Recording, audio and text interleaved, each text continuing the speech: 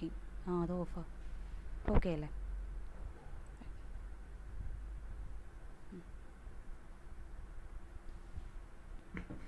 Hello, can you hear me now? Please respond.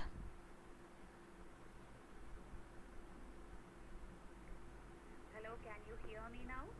Okay, fine. Please respond. Okay.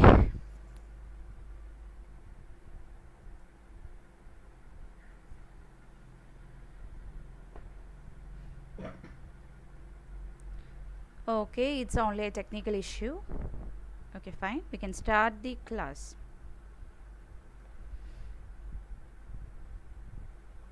Okay, fine. I think more will join during my class.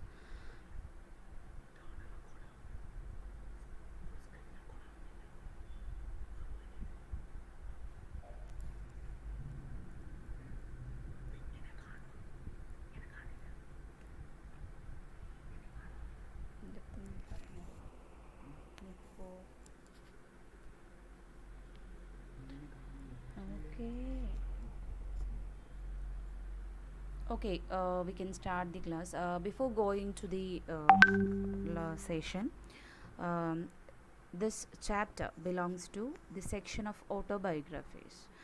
That is why it is titled as an excerpts from memoirs. Okay, you will be familiar with the word memoirs and what is meant by autobiography.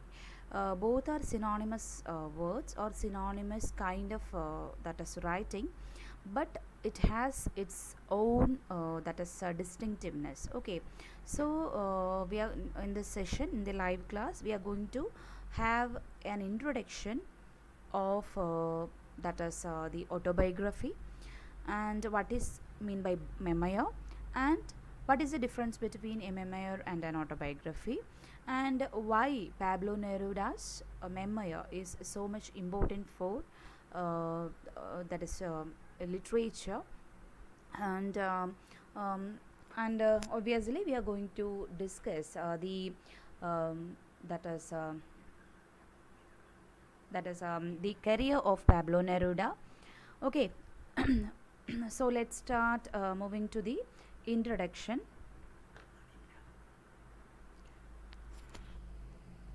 Okay, don't disturb me. Go.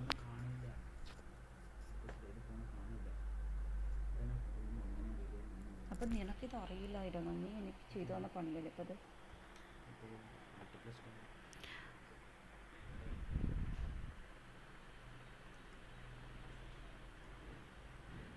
So what is meant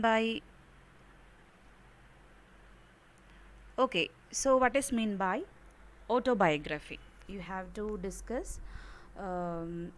we have to discuss the term autobiography. Usually autobiography, that is, it is defined as the biography of oneself narrated by oneself. Okay, so usually literature, we have various forms of literature exists in our history. We have poetry, we have fiction, we have prose, and autobiography can be considered as a fictional account of events, or it can be categorized into a prose piece also. Okay, so what is the difference between other genre of literature and the genre of autobiography?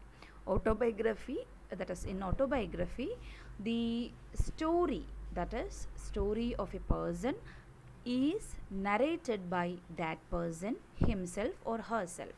Okay, so when it comes to narration, in all narration or in all literature, the writer has got his or her own freedom to interpret events as he perceives, that is the things around him.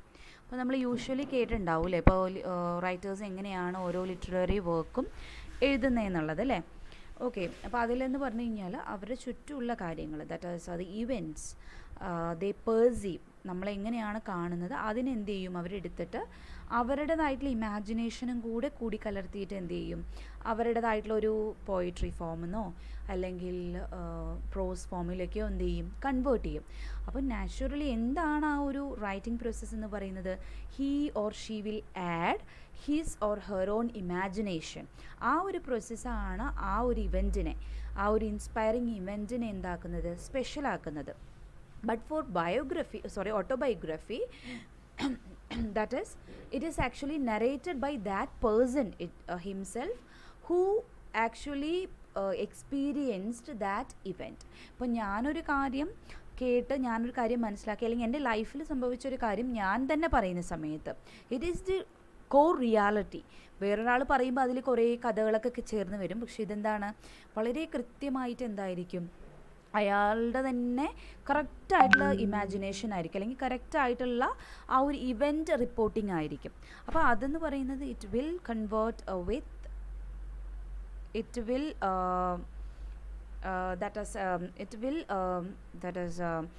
combined with his own emotions, that is what he experienced during that period, when he experienced that particular event, or how he confronted that event. അപ്പോൾ നമ്മളിപ്പോൾ നമ്മുടെ മുന്നിൽ ഒരു event വന്ന്, അല്ലെങ്കിൽ ഒരു incident സംഭവിക്കുമ്പോൾ, അല്ലെങ്കിൽ നമ്മളൊരു ഇൻസിഡൻറ്റിൽ ഒരു എക്സ്പീരിയൻസ് കൺഫ്രണ്ട് ചെയ്യുന്ന സമയത്ത് നമ്മളെങ്ങനെയാണ് അതിനെ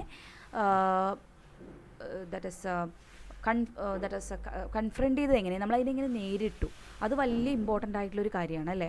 നമുക്ക് ചിലപ്പോൾ അത് വളരെ ബ്രേവായിട്ട് നമുക്ക് എന്ത് ചെയ്യാൻ പറ്റിയിട്ടുണ്ടാവും, അതിനെ ടാക്കിൾ ചെയ്യാൻ പറ്റിയിട്ടുണ്ടാവും. ചില സമയത്ത് അത് വളരെയധികം ഫെയിലിയർ ആയിരിക്കും. നമുക്ക് ആ ഒരു ഇവൻറ്റുമായിട്ട് റിലേറ്റ് ചെയ്തുള്ള എക്സ്പീരിയൻസ് എന്ന് പറയുന്നത് ചിലപ്പോൾ ഫെയിലിയർ ആയിരിക്കും.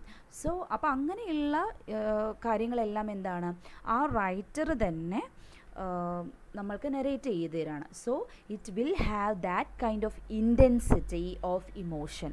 നമ്മളുടെ ഇമോഷൻ്റെ ആ ഒരു ഡെപ്ത്നെസ് എന്തായിരിക്കും, ഒരു തരി പോലും പോവാതെ വളരെ ഭംഗിയായിട്ട് തന്നെ ക്യാപ്ചർ ചെയ്തിട്ടുണ്ടാവും. Okay, so that is a speciality of autobiography, the biography of oneself narrated by oneself. Okay, autobiographical works can take many forms, from the intimate writings made during the life that were not necessarily intended for publication. അപ്പോൾ നമ്മൾ എങ്ങനെയാണ് autobiographies categorise ചെയ്യുക? പലതരത്തിലുള്ള self reflections ഉണ്ടാവും. സ്വന്തം കാര്യത്തെക്കുറിച്ചിട്ട് പല രീതിയിൽ ആൾക്കാർ റിഫ്ലക്റ്റ് ചെയ്തിട്ടുണ്ടാവും.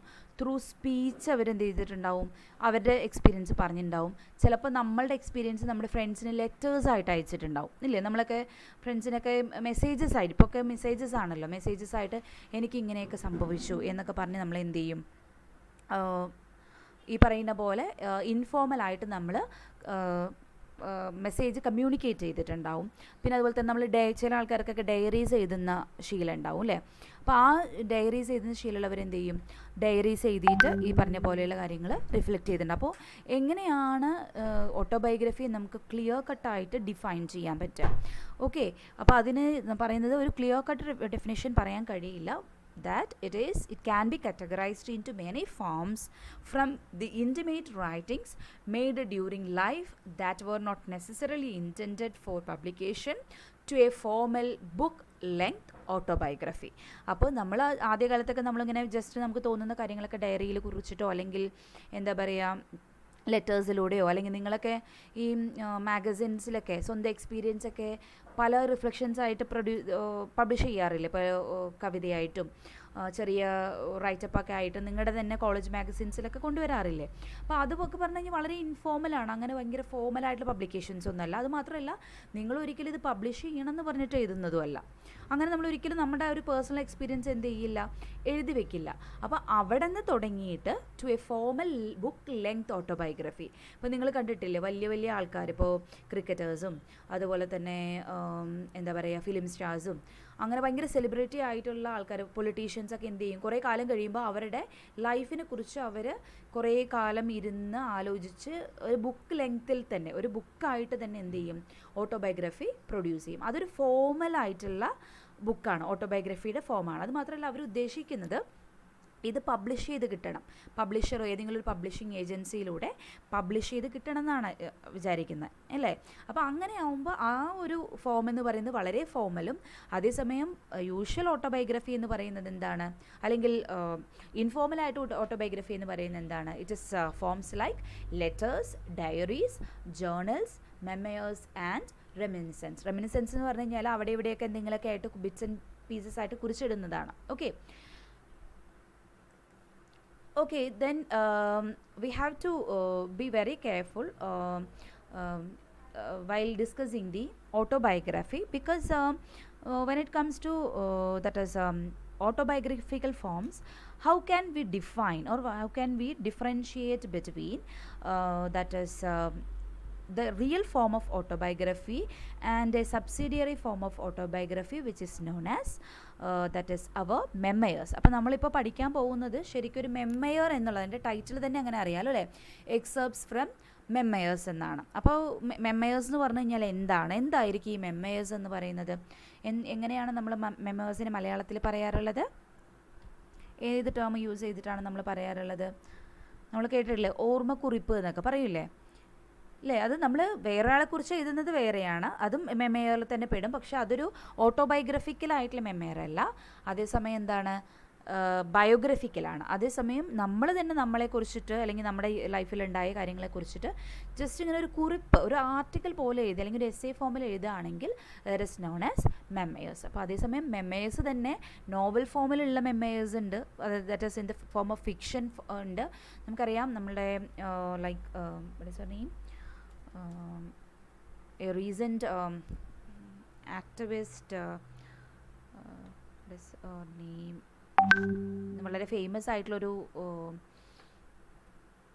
ആക്ടിവിസ്റ്റ് ഉണ്ടല്ലോ, എനിക്ക് പേര് മറന്നുപോയി. യെസ്, നദിയ മുറാദ്. നിങ്ങൾ കേട്ടിട്ടുണ്ടാവും, അവരുടെ എക്സ്പീരിയൻസിനെ കുറിച്ചിട്ടൊക്കെ കേട്ടിട്ടുണ്ടാവും നിങ്ങൾ. വളരെയധികം അവരെ എന്താ പറയുക, സെക്സ് സ്ലീവ്സ് ആയിട്ട് കൊണ്ടുപോയിട്ട് അവരെ എത്രത്തോളം ഇങ്ങനെയുള്ള എന്താ പറയുക ടോർച്ചറൊക്കെ ഫേസ് ചെയ്തിരുന്നു. അപ്പോൾ അവരുടെ ഒരു റൈറ്റപ്പ് എന്ന് പറയുന്നത്, അല്ലെങ്കിൽ അവരുടെ ആ ഒരു ലൈഫ് സ്റ്റോറി ആയിട്ട് വന്നിട്ടുള്ളത് അതെന്ന് പറയുന്നത് മെമ്മയർ കം ഫിക്ഷണൽ അക്കൗണ്ട് എന്ന് പറയുമ്പോൾ ഇമാജിനേഷൻ ചേർത്തു എന്നല്ല പറയുന്നത്, പക്ഷേ it is in the form of A fictional novel. നമ്മൾ നോവലിന് ഒരു ഭയങ്കര ഡ്രമാറ്റിക് ആയിട്ടുള്ള കുറേ എന്താ പറയുക ഇൻഗ്രീഡിയൻസ് ഉണ്ടാവും അല്ലേ. അപ്പം അങ്ങനെയുള്ള ഇൻഗ്രീഡിയൻസൊക്കെ ഉള്ള ഒരു അക്കൗണ്ടാണ് നദിയ മുറാദിൻ്റെ മെമ്മയർ എന്ന് പറയുന്നത്. ഓക്കെ, സോ അപ്പോൾ അതുപോലെ ഒരുപാട് വളരെ ഫേമസ് ആയിട്ടുള്ള ആൾക്കാർ എന്ത് ചെയ്തിട്ടുണ്ട്, മെമ്മയേഴ്സ് എഴുതിയിട്ടുണ്ട്. അപ്പോൾ അങ്ങനെ നോക്കുന്ന സമയത്ത് ഈ മെമ്മയേഴ്സും അതുപോലെ തന്നെ ഈ പറയുന്ന ഓട്ടോബയോഗ്രഫിയും തമ്മിലുള്ള ഡിഫറൻസ് എന്ന് പറയുന്നത് എന്താണ്? ഓട്ടോബയോഗ്രഫി എന്ന് പറയുന്നത് ഇമോഷണൽ ആയിട്ടുള്ള പലതരത്തിലുള്ള ഇവൻറ്റ്സും അതിൽ റെക്കോർഡ് ചെയ്തിട്ടുണ്ടാവും, because it is our own experience അല്ലേ. അപ്പോൾ അത് തീർച്ചയായിട്ടും നമ്മുടെ ഇമോഷണൽ ആയിട്ടുള്ള പാർട്ട് നമുക്ക് അവോയ്ഡ് ചെയ്യാൻ പറ്റില്ല. But it won't be focusing on a traumatic or highly intense kind of emotional experience. കാരണം അത്രത്തോളം ഭയങ്കര ഇൻറ്റൻസ് ആയിട്ടുള്ളത് മാത്രമല്ല, എല്ലാ കാര്യങ്ങളും, അത് പൊളിറ്റിക്കലായിട്ടുള്ള ഇഷ്യൂസ് പറയും, അതുപോലെ തന്നെ സോഷ്യൽ ആയിട്ടുള്ള ചേഞ്ചസ് പറയും, നമ്മുടെ ലൈഫിലുള്ള പേഴ്സണൽ ഇവൻറ്റ്സ് അക്കൗണ്ട് ചെയ്യും, എല്ലാം ഓട്ടോബയോഗ്രഫിയിൽ പറയുന്ന സമയത്ത്. അത് മാത്രമല്ല, ഇതിനൊരു ക്രോണോളജി ഉണ്ടാവും.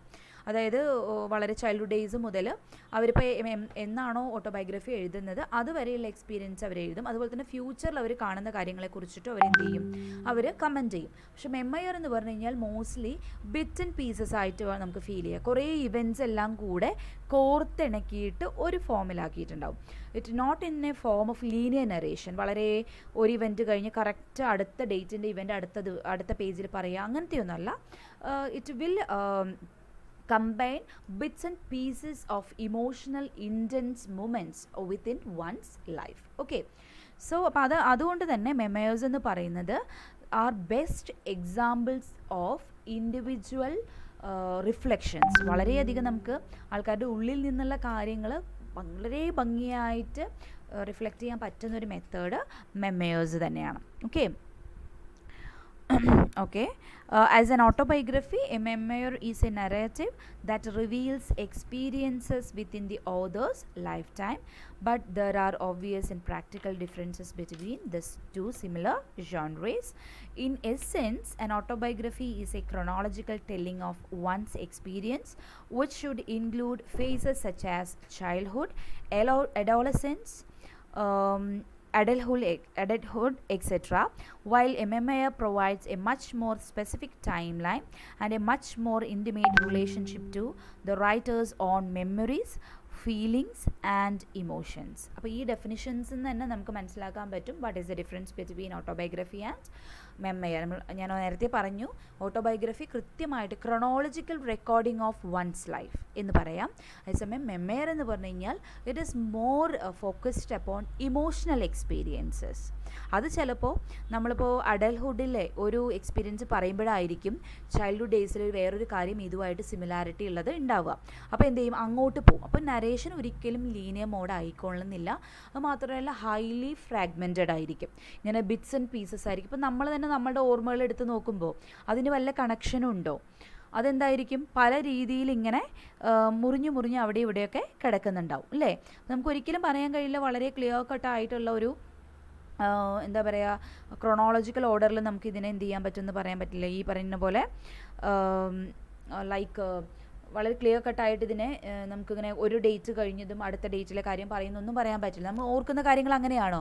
ഇന്ന് നമുക്ക് ഒരു മൊമെൻറ്റിൽ നമുക്ക് തോന്നുന്നത് ചിലപ്പോൾ ലൈക്ക് ഫോർ എക്സാമ്പിൾ നമുക്കിപ്പോൾ നമ്മൾ 12th സ്റ്റാൻഡേർഡിൽ പഠിച്ച ഏതെങ്കിലും ഒരു എക്സ്പീരിയൻസ് ആണെങ്കിൽ നെക്സ്റ്റ് മൊമെൻറ്റിൽ നമുക്ക് ഓർമ്മ വരെ ഏതായിരിക്കും, വേറെ ഏതെങ്കിലും ഒരു, അതായത് ചിലപ്പോൾ ഫ്യൂച്ചറിനെ കുറിച്ചുള്ള ആങ്സൈറ്റി എന്തെങ്കിലും ആയിരിക്കും. അപ്പോൾ അങ്ങനെ ഒരു സിഗ്സാഗ് മോഷനിൽ പോകുന്ന മെമ്മറിയെ റെക്കോർഡ് ചെയ്യുന്നത് കൊണ്ടാണ് it is known as memoirs. It is related to memory. ആ വേർഡ് തന്നെ നോക്കിക്കഴിഞ്ഞാൽ അറിയാൻ പറ്റും, it is related to memory. Okay. So now we are going to discuss Pablo Neruda, how he is so important for us. Okay, his real name is Neftali Ricardo Reyes Basalto, and he is known as Pablo Neruda, and he is an internationally acclaimed Latin American poet. He is best known as a poet. His poems are a real-time account of the intense feelings he experienced during his lifetime. And he was born in 1904 in Parral, Chile. Okay. Then in 1920 he went to San Diego for his studies, and his first book of poems, which is named as La Canción de la Fiesta, published in the year 1921, and his second collection known as Crepusculario 19, which was published in the year 1923. And in the year 1924 he published the famous collection of poetry, that is 20 love poems and songs of despair. That was the best thing happened after he, that is from the writer, because it is such a beautiful collection of poems. We will fall in love with the writing of Pablo Neruda. Okay. And in his as for his political taste, he was influenced by the Spanish War, and influenced by the events in Spanish War, he just joined the Communist Party after the Second World War. That is, he is much affected by communist kind of ideas. Okay. Then because of that influence, he considered that is poetry not as an aesthetic form but as a statement of human solidarity addressed to simple people. According to him, in the first phase of his writing, he considered poetry only as a means of reflecting aesthetic ideas. Usually literature is related to aesthetic sense, isn't it? So here, after the that is change happened in his taste, which is related to the political background, he just transformed from a writer who loves to be very aesthetic to a person as a human, that is a human being who really wants to address the human issues. Okay, അപ്പോൾ ഇവിടെ പറയുന്നത് എന്താണെന്ന് പറഞ്ഞു കഴിഞ്ഞാൽ ആദ്യത്തെ ഫേസിലെ എല്ലാ പോയംസും എഴുതിയിട്ടുള്ളത് വളരെ literature, that is arts for arts sake അല്ലെങ്കിൽ ലിറ്ററേച്ചർ ഫോർ ലിറ്ററേച്ചർ സേക്ക്, നമുക്ക് വളരെ എൻജോയ് ചെയ്യാനുള്ളൊരു മീഡിയ ആണ് ലിറ്ററേച്ചർ എന്നുള്ളൊരു കൺസെപ്റ്റിലാണ് യൂസ് ചെയ്തിരുന്നത്.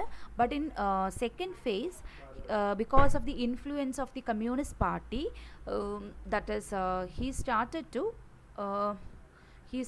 to write poetry as a means to reflect human misery. നമ്മൾ ഹ്യൂമൻ കണ്ടീഷൻ അല്ലെങ്കിൽ ഹ്യൂമൻ ബീങ്സ് ഇവിടെ ഫേസ് ചെയ്യുന്ന, നമ്മുടെ വേൾഡിൽ ഫേസ് ചെയ്യുന്ന പ്രോബ്ലംസ് സോർട്ട് ഔട്ട് ചെയ്യാൻ അല്ലെങ്കിൽ അത് റിഫ്ലക്റ്റ് ചെയ്യാനുള്ളൊരു മീഡിയ ആയിട്ട് എന്ത് മാറി, പാബ്ലോ നെരൂഡയുടെ പോയിംസ് മാറുകയാണ്. Okay, it is because of the influence of the communist based ideas. Okay, and yet another collection of poem which is known as Canto General is a poem of epic proportions tracing the history of Latin America and evoking the grandeur of its landscape. And yet another kind of theme present in his poem, that is in his poem that is an epic kind of poem which is named as Canto General. Okay, അതിലുള്ളത് EPIC proportions ആണ്. EPIC proportions എന്ന് പറഞ്ഞു കഴിഞ്ഞാൽ നമുക്കറിയാം വളരെ grand ആയിട്ടുള്ള തീമായിരിക്കും അല്ലേ. സാധാരണ ഒരു സിമ്പിൾ പോയം പോലെയല്ല, നല്ലൊരു വലിയൊരു ഹീറോ ഉണ്ടാവും, നല്ലൊരു വലിയൊരു ഹിസ്റ്റോറിക്കലായിട്ടുള്ള അല്ലെങ്കിൽ ബാക്ക്ഗ്രൗണ്ടുള്ള ഒരു സ്റ്റോറി ഉണ്ടാവും. അതുപോലെ തന്നെ അതിൽ യൂസ് ചെയ്യുന്ന ടെക്നിക്സ് ഒക്കെ, അതുപോലെ തന്നെ ഇമേജസും അതിലെ പോയറ്റിക് ടെക്നിക്സ് ഒക്കെ എന്തായിരിക്കും, വളരെയധികം ഗ്രാൻഡ് ലെവലുള്ളതായിരിക്കും. അപ്പോൾ അങ്ങനെയുള്ള ഒരു പോയമാണ് Canto General, and it tries to revive the history of Latin America. So he tries to dig out his own cultural background, അവരുടെ നേഷൻ്റെ കൾച്ചർ ബാക്ക്ഗ്രൗണ്ട് എന്താണെന്ന് ഡിഗ് ഔട്ട് ചെയ്യാനായിട്ട് ഈ പോയത്തിലൂടെ നോക്കുന്നുണ്ട്. Okay, he is considered as a prolific poet. He continued to write poetry throughout the 50s and 60s, that is 1950s and 60s. As a result of his writing career, he was awarded Nobel Prize for Poetry in 1971. ഈ year not ചെയ്ത് വെക്കണേ, കാരണം നമുക്ക് എക്സാമിന് ചോദിക്കും 1971 Nobel prize award ചെയ്തിട്ടുള്ള writer ഏതാണെന്ന് ചോദിക്കും, ആരാണെന്ന് ചോദിക്കും. Okay, 1971 he was awarded the Nobel Prize for Poetry. Okay, and Pablo Neruda is it is reported that Neruda died in 1973 due to cancer, but it was interrupted by many as murder. There is a controversy related to something like a mysterious controversy related to his death. Okay, that is he was murdered, and official report says that he was died due to cancer. Okay, and this is the introduction which is related to our that is memoir piece we are going to study, and we have to keep in mind while we study the text, that is the word, that is the title of the prose piece we are going to study. The word, it is very important. Why the word? What is the relevance of word? Why word is so much important,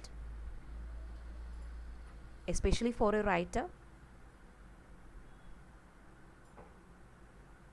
എന്തായിരിക്കും word നമുക്ക് റൈറ്ററെ സംബന്ധിച്ച് എന്തുകൊണ്ടാണ് ഇത്ര important ആവുന്നത്?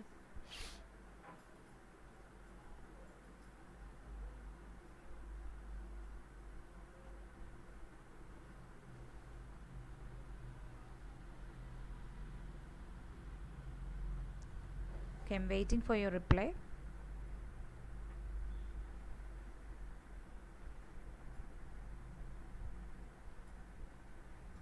Please respond. Why the term word is so much important for a writer?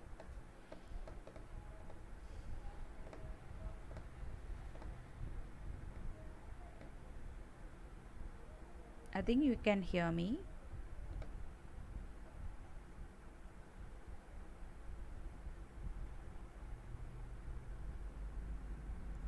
Okay, the word or word is it's actually an important one for a writer, because words are the world of a writer. With words he can build a beautiful mansion, a beautiful that is castle, which is full of imagination.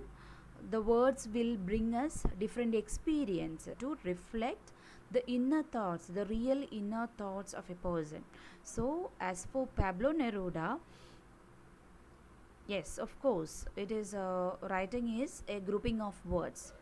It's obviously yes, yes, yes. Of course, it is a backbone of the writing career. Many things such as expressing their ideas. Okay, fine. By using words, we can make wonders.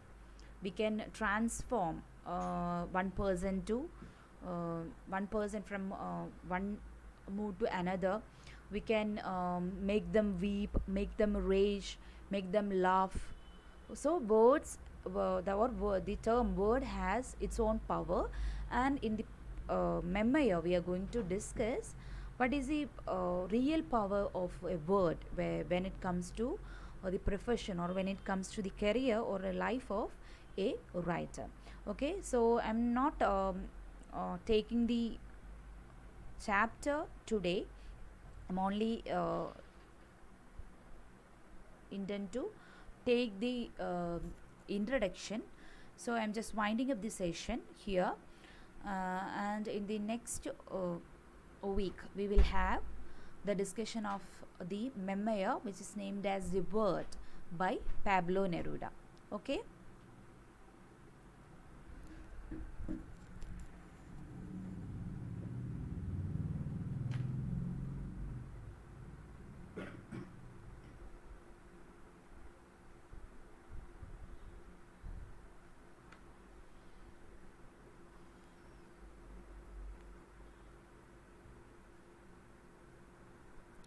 Okay.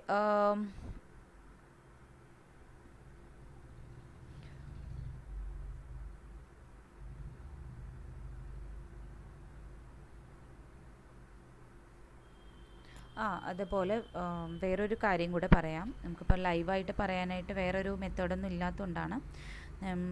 ഞാനിപ്പോൾ 1-2 PTA മീറ്റിംഗൊക്കെ attend ചെയ്തിട്ടുണ്ടായിരുന്നു. അപ്പോൾ ഞാനത് പ്രത്യേകം inform ചെയ്യാനുള്ള reason എന്ന് പറയുന്നത് ഒരു confusion വരരുത് എന്ന് പറഞ്ഞിട്ടാണ്. അപ്പോൾ ആരും ലീവ് ചെയ്യരുത്, ഒന്ന് കേൾക്കുക ഞാൻ പറയുന്ന കാര്യം. ഇപ്പോൾ 1-2 മീറ്റിങ്ങിന് അറ്റൻഡ് ചെയ്തപ്പോൾ കണ്ടിന്യൂസ് ആയിട്ട് വന്ന കാര്യം, കുട്ടികൾ ഈ ടൈം ഷെഡ്യൂളിനെ പറ്റിയിട്ട്, ക്ലാസ്സിൻ്റെ ടൈം ഷെഡ്യൂളിനെ പറ്റിയിട്ട് റെഫർ ചെയ്തിട്ടുണ്ടായിരുന്നു. ഞങ്ങൾക്ക് നേരത്തെ അറിഞ്ഞാൽ കൊള്ളാം, അതാകുമ്പോൾ കുറേ കൂടെ കൺവീനിയൻ്റ് ആയിരിക്കും ക്ലാസ് അറ്റൻഡ് ചെയ്യാനായിട്ടെന്ന് പറഞ്ഞു. നമുക്ക് തീർച്ചയായിട്ടും അറിയാം, ക്ലാസ് അറ്റൻഡ് ചെയ്യാൻ പ്രയറായിട്ട് നമുക്ക് ഇൻഫർമേഷൻ തന്നു കഴിഞ്ഞാൽ കുറേ കൂടെ നല്ലതാണ്. കാരണം വേറെ എൻഗേജ്മെൻറ്റ്സ്, നമ്മൾ പ്രത്യേകിച്ച് വീട്ടിലിരിക്കുന്നതുകൊണ്ട് പല എൻഗേജ്മെൻറ്റ്സ് വരുന്നതുകൊണ്ട് തന്നെ നമുക്ക് പ്രോബ്ലംസ് വരാം. പക്ഷേ ഞാൻ നേരത്തെ തന്നെ പറഞ്ഞിട്ടുണ്ട്, ഇപ്പോൾ ഇത് കേട്ടിട്ടുണ്ട്. ഞാൻ മെസ്സേജ് ഇട്ട സമയത്ത് ടെലഗ്രാം ഗ്രൂപ്പിലുള്ളവർക്ക് എല്ലാവർക്കും അറിയാം ഞാൻ ഏത് തരത്തിലാണ് നമ്മുടെ ക്ലാസ് ഷെഡ്യൂൾ ചെയ്തിട്ടുള്ളത് എന്നുള്ളത്. പിന്നെ എല്ലാ ആഴ്ചയും വെക്കാത്തതിൻ്റെ റീസണും ഞാൻ പറയാം. എല്ലാ ആഴ്ചയും വെക്കാത്തതിൻ്റെ റീസൺ എന്ന് പറഞ്ഞു കഴിഞ്ഞാൽ, നമുക്ക് നല്ല നെറ്റ്വർക്ക് വേണം. അപ്പോൾ നെറ്റ്വർക്കിൽ എന്തെങ്കിലും ഇഷ്യൂ വന്നു കഴിഞ്ഞാൽ ഈ ഒരു യൂട്യൂബ് സ്ട്രീമിങ് നമുക്ക് പോസിബിൾ അല്ല. അപ്പോൾ അതുകൊണ്ടാണ് എല്ലാ ആഴ്ചയും വെക്കാൻ കഴിയാത്തത്. പിന്നെ അല്ലാതെ തന്നെ നമുക്ക് എന്ത് ചെയ്യാൻ പറ്റും, ഈ പോർഷൻസ് കവർ ചെയ്യാൻ പറ്റും. നിങ്ങൾക്കൊരു ഗ്യാപ്പ് ഉണ്ടാവുമല്ലോ, ബാക്കിയുള്ള കാര്യങ്ങളൊക്കെ പഠിക്കാനുള്ളതല്ലേ. നമുക്ക് വളരെ കൺവീനിയൻ്റ് ആയിട്ടുള്ള ടൈം ഉണ്ട്. പിന്നെ എനിക്ക് തോന്നുന്നു ഞാൻ അതുകൊണ്ടുകൂടിയാണ് വളരെ റിലാക്സ്ഡ് ആയിട്ട് എടുക്കുന്നത്. പിന്നെ ഇപ്പോൾ സപ്പോസ് ഇനിയിപ്പോൾ എന്തെങ്കിലും ഇത് വന്നു കഴിഞ്ഞാൽ നമുക്ക് റെക്കോർഡഡ് ക്ലാസ്സസ് പ്രൊവൈഡ് ചെയ്യാനുള്ള പ്രൊവിഷനും കൂടിയുണ്ട്. ഓക്കെ, അപ്പോൾ അതുകൊണ്ട് നെറ്റ്വർക്ക് പ്രോബ്ലം എനിക്കില്ലാത്ത സമയത്തെല്ലാം ഞാനിത് ചെയ്യുന്നതായിരിക്കും. അതുമാത്രമല്ല, നമ്മളുടെ ടൈം എന്ന് പറയുന്നത് അതിലൊരു മാറ്റവും വരില്ല. ഞാൻ ട്യൂസ്ഡേ ലൈവ് നടത്തുന്നുണ്ടെങ്കിൽ it must be at 9:30 AM. അത് ഞാൻ നേരത്തെ തന്നെ ഗ്രൂപ്പിൽ മെസ്സേജ് ഇട്ടിട്ടുണ്ടായിരുന്നു, 9:30 AM തന്നെ ഞാൻ നടത്തുള്ളൂ എന്നുള്ളത്. ഓക്കെ, അപ്പോൾ ആ ഒരു കാര്യം നിങ്ങൾ ശ്രദ്ധിക്കുക. നിങ്ങൾ ആ ഒരു കാര്യത്തിൽ എന്തായാലും മാറ്റം വരില്ല. ഇനി എന്തെങ്കിലും വലിയൊരു ഇൻകൺവീനിയൻസ് വന്നിട്ട് മാറ്റം വരികയാണെങ്കിൽ മാത്രമേ ഉള്ളൂ. അല്ലാതെ ട്യൂസ്ഡേ ഞാൻ വേറെ ഒരു കമ്മിറ്റ്മെൻറ്റും എടുക്കാറില്ല, വേറെ ക്ലാസ്സുകൾ എൻഗേജ് ചെയ്യാറില്ല. മീൻസ് ഈ ടൈമിൽ ക്ലാസ്സുകൾ എൻഗേജ് ചെയ്യാറില്ല. വേറെ ഒരു തരത്തിലും ഞാൻ ഇപ്പോൾ വേറെ എന്തെങ്കിലും മീറ്റിങ്ങോ അങ്ങനെ എന്തെങ്കിലും അത്യാവശ്യ കാര്യം വന്നാൽ മാത്രമേ നമ്മൾ മാറ്റി വയ്ക്കുകയുള്ളൂ. അത് ക്ലാസ് നമ്മൾ ക്യാൻസൽ ചെയ്യുകയേ ചെയ്യുള്ളൂ. ടൈം മാറ്റുന്നുണ്ടാവില്ല. ഓക്കെ, നമ്മുടെ ടൈം എന്ന് പറയുന്നത് ഇറ്റ് ഈസ് ട്യൂസ്ഡേ 9:30 AM. അപ്പോൾ അത് നിങ്ങളിപ്പോൾ ക്ലാസ്സിൽ വരാത്തവരുടെ അടുത്തും കൂടെ ഒന്ന് പാസ് ചെയ്യുക കേട്ടോ. ഓക്കെ, പിന്നെ അറ്റൻഡൻസിന് നിങ്ങളൊരു കാര്യം ചെയ്യുക. നിങ്ങൾ നിങ്ങളുടെ പേരും ക്ലാസ് റോൾ നമ്പറും ഒന്ന് കമൻറ്റ് ബോക്സിൽ ഇട്ടാൽ മതി. കാരണം ഗൂഗിൾ ഫോം ആണെങ്കിലും ഇറ്റ് ഈസ് നോട്ട് ഇഫക്റ്റീവ്. എനിക്ക് മനസ്സിലാക്കിയിടത്തോളം വളരെയധികം മാൽ പ്രാക്ടീസ് അതിൽ നടക്കുന്നുണ്ട്. അപ്പോൾ എനിക്ക് തോന്നുന്നു അതത്ര നല്ലതല്ല. എനിക്കിതാവുമ്പോൾ എന്താണെന്ന് പറഞ്ഞു കഴിഞ്ഞാൽ എനിക്ക് കൃത്യമായി കമൻറ്റ് ബോക്സിൽ വരുന്നവർക്ക് കൃത്യമായിട്ട് ഇടുക. അതിൽ നിങ്ങൾ നിങ്ങളുടെ ഇതിടുക. അപ്പോൾ എനിക്ക് പിന്നീട് നോക്കാൻ പറ്റും. എനിക്ക് എപ്പോഴും ആ ചാറ്റ് ബോക്സ് അവൈലബിൾ ആയിരിക്കും. ഓക്കെ,